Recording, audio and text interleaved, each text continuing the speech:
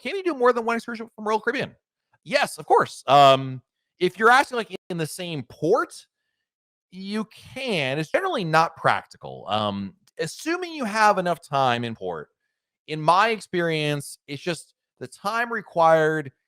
It's not usually practical. You're probably going to be hustling, and it's just a little. It's hard to get the times to work out. And on top of that, then you're kind of like, when tour number one is like, are you back in time? I wouldn't recommend it. What I would recommend instead sometimes is doing something on your own, like a Royal Caribbean excursion and then something on your own. So you do a Royal Caribbean shore excursion in the morning. The tour ends around lunch, and then you take a taxi and go do something else and come back on your own. You could do that. I think that's totally fine.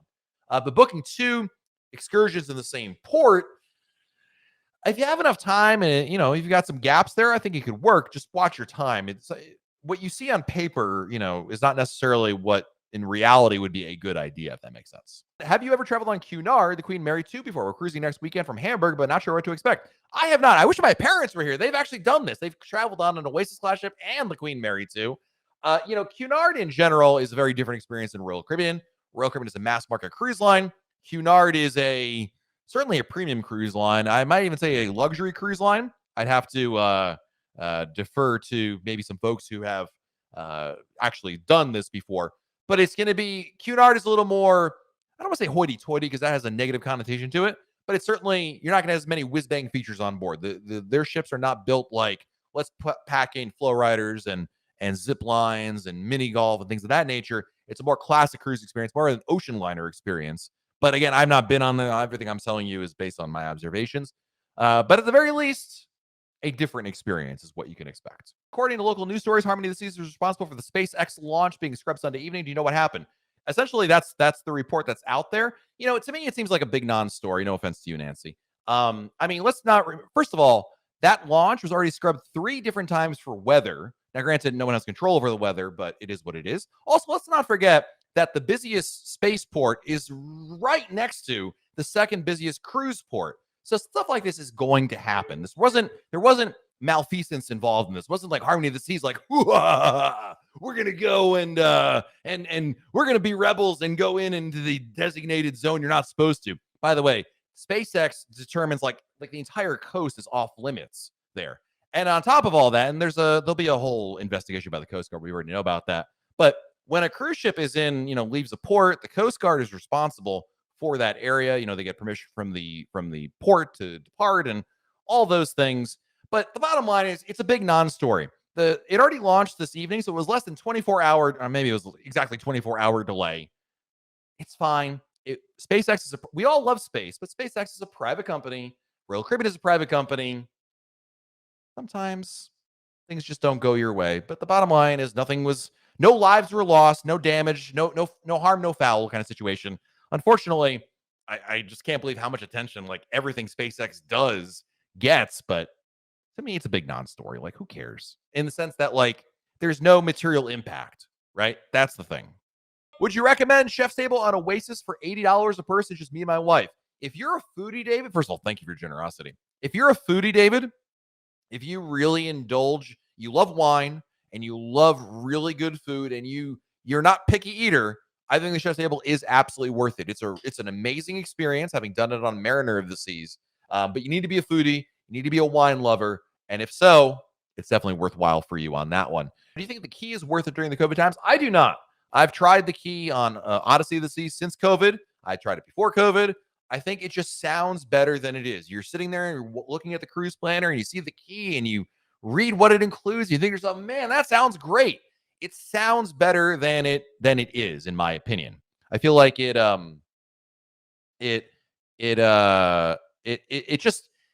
one of those things that the perception is it looks better than it is, but it's not. I don't know if that makes any sense. But what is your best Alaska cruise itinerary ship in your opinion? The best itinerary, Ethan, in terms of like the most exotic, most interesting ports to go to, definitely Radiance of the Seas, the open jaw sailings, ones that begin in Vancouver and end in Anchorage, or the other way around. But the ship, obviously, you've got Ovation of the Seas, a Quantum class ship. There's pros and cons, Ethan. If you've never been to Alaska before, never done anything, I would, and you're from the United States, you might lean heavily towards a quantum class ship like Ovation of the Seas out of Seattle. Seattle's easier to get in and out of. It's going to be cheaper, and it's going to offer you a great experience. And you're still seeing Alaska. Don't get me wrong. You're not going to like Walmart on these other places. You're still going to pretty awesome places. Juneau, Skagway. Those are great places to visit. But Alaska diehards will tell you the best ports are the ones you see on those open jaw sailings. But those open jaw sailings are a little harder to get around. They're because of the fact you have to get to Vancouver, and flights are a little more difficult and expensive to get to. And on top of that, you're either doing a 2-week cruise, so you can come all the way back to Vancouver, or you're flying in and out of Alaska, which just adds another hoop, if you will, another hurdle, I should say, not hoop. I don't know what hoop means. Do I think Royal Caribbean will keep the vaccine mandate? I think certainly the vaccine mandate is going to be here for a while. Will it be here forever, ever? I mean, I can't tell you what, 5 years from now? I don't know. I don't think anyone can predict that, right? I can only tell you that it's my opinion that I think the vaccine mandate and a lot of other COVID-19 protocols are going to be here for a while longer. Certainly, I think 2022 is all but certain. The only way it would go away anytime sooner than the end of this year would be literally COVID has to disappear off the face of the planet, like, snap of a fingers kind of a situation. I just don't see that happening. It's going to be something we're going to live with as a society moving forward, and it's going to become obviously from a pandemic to an endemic, and it's going to, it's going to have its ebbs and its flows to it, but eventually as society, it's going to be relegated to a more localized type thing, right? I'm not a health expert, by the way. I'm just telling you things that I've read about that seem reasonable. Anyway, my point is that I think protocols will be around for a little while longer. How much longer? I don't think anyone truly knows the answer to that, Brian, because it's really just tied to where the pandemic is and a variety of other factors that are in place. But the good news is, with more people getting vaccinated, with the mutations becoming more and more, what's the word? Or not more and more, less and less, not deadly, but deadly is the word as well. It all works in that direction, if that makes sense. Is the casita on Odyssey worth it? I mean, I wouldn't pay for it. So what Edwin is talking about on the pool deck, there are little casitas. They used to be free. Now they charge for them, and you get them for the day. And there's like, I forget, it was about $200, something like that for the day. If you had a big family, Edwin, and you wanted to have a home base of operations, sure, it could be worthwhile. I don't think it's worth it. I think that there's plenty of seating, but I'm not like a pool deck guy. I'm not going to be there all day kind of a thing. So maybe you're saying, no, Matt, our family's going. We're going to be up there at 9 a.m. and we're going to be there till dinner time. And that's our style. We like it. We've got, we're going to have drinks. We're going to have stuff. It's be nice to have a home base of operations. Sure. Then it's worthwhile. But I think you got to be realistic about how much time you want to spend up there. But if your concern is, Matt, I'm going on this cruise, I want to make sure we have somewhere to sit, you don't need to book a casita just for that. Mariner in 7 days. This is my daughter's first cruise. Can you speak a bit about Adventure Ocean? Love your channel. Thanks. Absolutely. So I don't know how old your daughter is, but Adventure Ocean is amazing. My kids love it. I love it as a parent. Basically, when you get on board the ship, day one on Mariner, go to Adventure Ocean when they open for open house, usually around 1 o'clock. Register your daughter.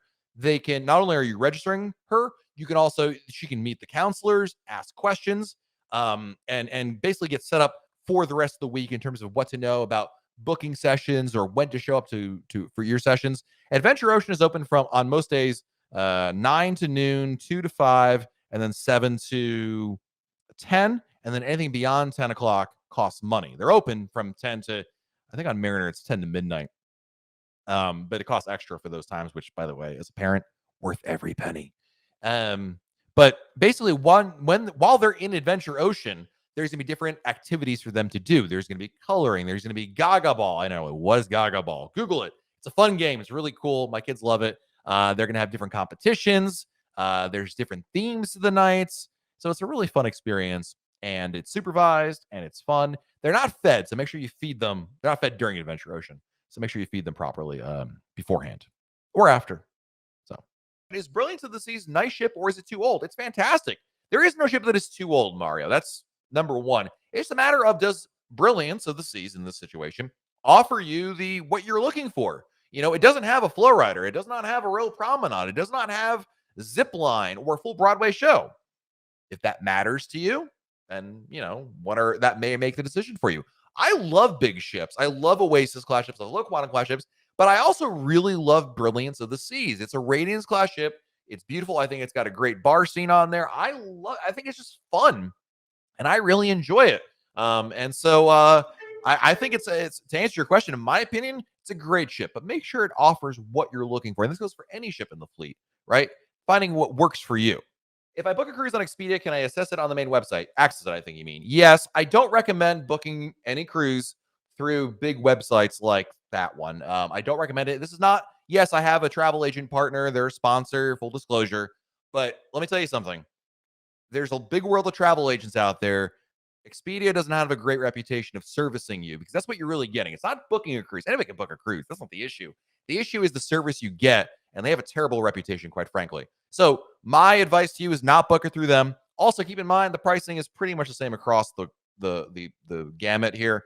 Occasionally an agency may have a special deal like free gratuity or something like that, but the pricing is the pricing is the pricing. So I would shop around and I would not recommend actually booking with them. But to answer your question as directly as I can, yes, you would be able to. How does priority boarding if you're staying in a grand suite, selling on Symphony of the Seas in June?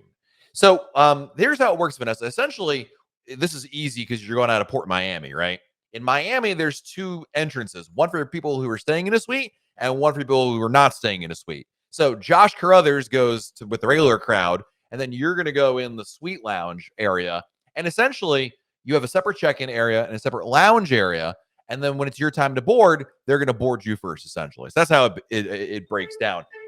Miami Terminal A is a little more organized in that regard in terms of like suites versus non-suites compared to maybe some other ports out there. So it's really easy. You just let them know, Vanessa, when you get to that cruise terminal and you walk in, you've got your paperwork and you get right to the doors. You let them know you're going to you're in a suite, and they'll direct you right to the right place.